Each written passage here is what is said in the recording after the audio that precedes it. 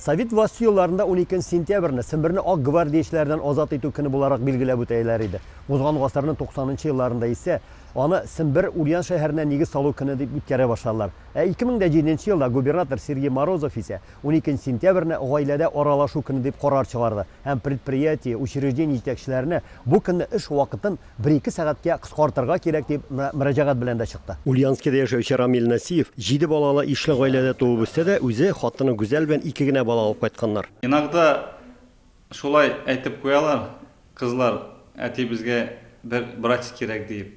Акция барган 15 ел içində Россиягә патриот тодыр акциясы көннәрендә Ульяновск өлкәсендә 967 бала дөньяга килә. Именно в этом году, в день 12 июня, родилось 44 ребенка в 43 семьях. 2 ребенка – это шестые дети, в одной семье это 6-й мальчик, другая семья – семья Верхеевых.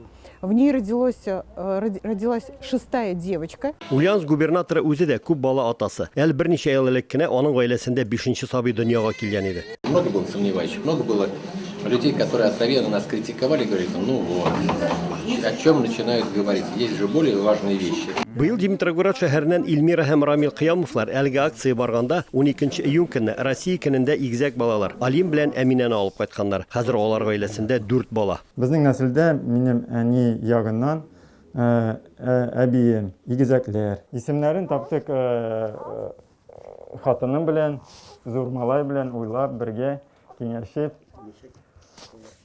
Ну, уйладык, кызга бик тиз таптык исем, потому что беренче кыз безнең долгожданный дигән кебек инде.